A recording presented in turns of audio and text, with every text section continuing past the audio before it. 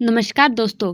तो आज की वीडियो में मैं आपको मध्यकालीन काव्य जो एमए हिंदी की जो फर्स्ट ईयर की बुक है उसकी जो हमारी विषय सूची है उसके बारे में बताऊंगी। किसी भी बुक को पढ़ने से पहले अगर हमें उसकी विषय सूची के बारे में पता है तो इससे हमें क्लियर हो जाता है कि हमें कब क्या पढ़ना है और कितना पढ़ना है। तो ज़्यादा समय बर्बाद न करते हुए मैं आपको सीधा ले चलती हूँ इसकी विषय सूची पर। जैसा कि आप लोग देख पा रहे होंगे, इसकी विषय सूची में जो हमारे सबसे पहले जो हमारे कवि आते हैं वो है कबीर। और एक बात मैं आपको बताना चाहूँगी, जो हमारी ये बुक है मध्यकालीन काव्य, इसमें हमारे 3 ही कवि आते हैं। पहला कबीरदास, दूसरा सूरदास और तीसरा तुलसीदास। अब हम कबीर ग्रंथवली की बात करें तो इसमें पहले जो आता है वो साखी भाग है और जो दूसरा आता है वो पद्य भाग है। जैसा कि आप लोग देख पा रहे होंगे, जो हमारा पहला है वो है साखी भाग और जो इसकी टोटल साखी है वो है 21। कबीर ग्रंथवली की जो पहली साखी है वो है गुरुदेव को अंग, जो दूसरी साखी है बिरह को अंग। वैसे जो हमारी 21 साखी हैं उनमें सब में अंग अंग है ही। तो तीसरा जो है वो है पर्चा को अंग, चौथा चितावणी को अंग, पांचवा माया को अंग, छठवा सांझ को अंग, सातवां भेष को अंग, आठवां कुशक्ति को अंग, नौवां साध को अंग, 10वां साध महिमा को अंग, 11वां विशास को अंग, 12वां समर्थाई को अंग, 13वां जीवन मृतक को अंग, 14वां गुरु सीसा हेरा को अंग, 15वां सुरतन को अंग, 16वां काल को अंग, 17वां संजीवनी को अंग और जो हमारा 18वां है वो है अपारिश को अंग। जो 19वां है वो है पारिश को अंग, 20वां कस्तूरिया मृग को अंग, जो हमारी लास्ट है 21वीं वो है निद्या को अंग।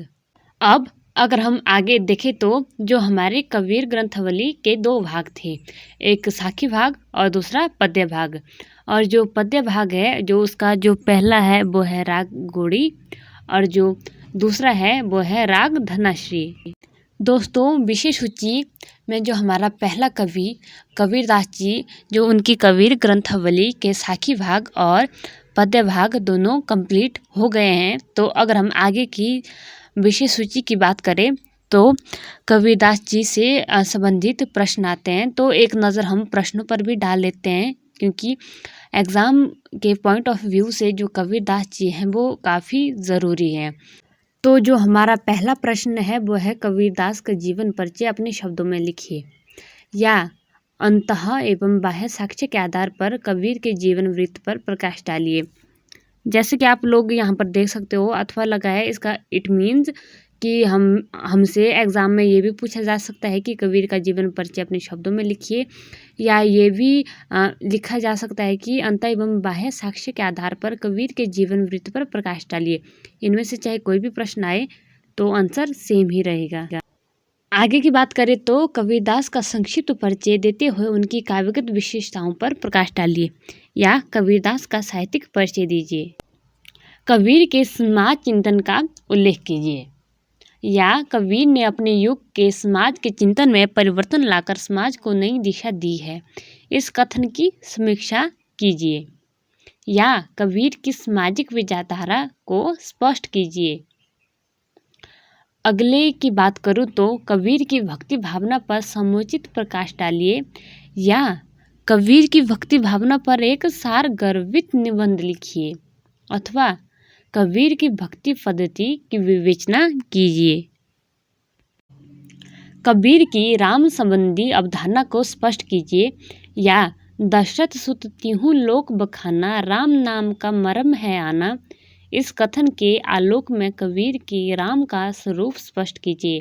अथवा कबीर के राम निर्गुण निराकार होते हुए कण कण में व्याप्त हैं, इस कथन की पुष्टि कीजिए।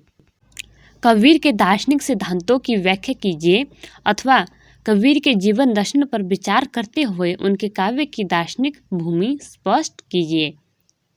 अगला प्रश्न, कबीरदास की भक्ति भावना का उल्लेख करते हुए उनकी रहस्यदर्शिता का भी उल्लेख कीजिए, या कबीरदास की भक्ति भावना और रहस्यात्मक भावना उनके काव्य में समानांतर रूप से देखी जा सकती है। समीक्षा कीजिए। कबीर के रहस्यवाद की विशेषताएं रेखांकित कीजिए। कबीर को समाज सुधार संबंधी दृष्टिकोण को स्पष्ट कीजिए। कबीर के समाज बोध पर आलोचनात्मक टिप्पणी कीजिए अथवा कबीर की सामाजिक चेतना का स्वरूप स्पष्ट कीजिए।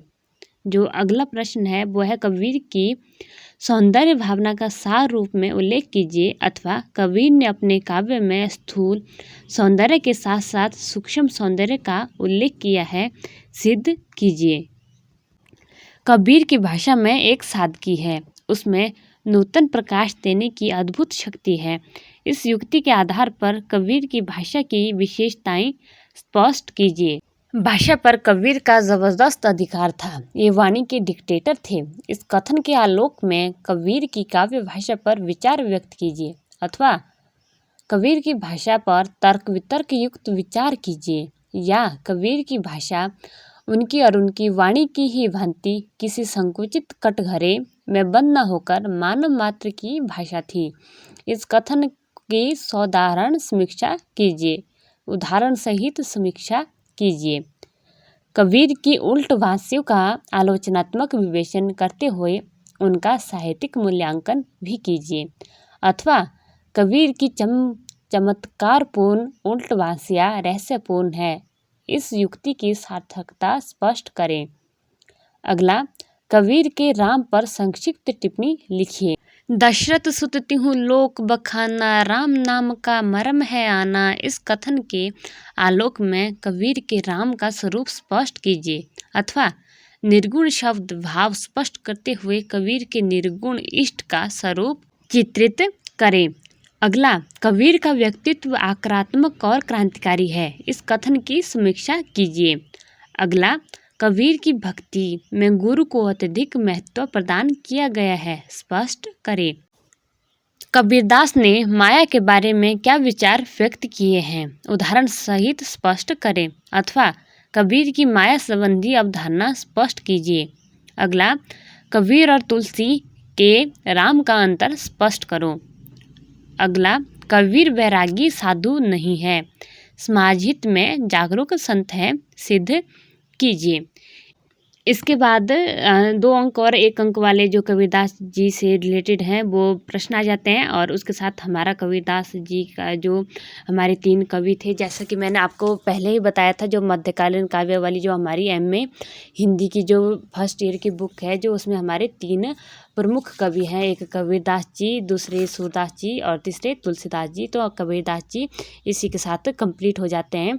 मैं आपको फिर से याद दिला दूं कि अभी हम सिर्फ विषय जो हमारी विषय सूची है सिर्फ उसी के बारे में बात कर रहे हैं। आगे जो हमारे जो मेन टॉपिक्स रहेंगे उनके बारे में हम अगली वीडियो में जानेंगे।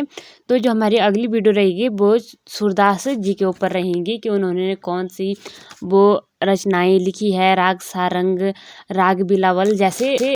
अगली वीडियो सूरदास जी के ऊपर रहेगी। आई होप आपको वीडियो अच्छी लगी हो और आपको इस वीडियो से बहुत ज़्यादा हेल्प मिली हो।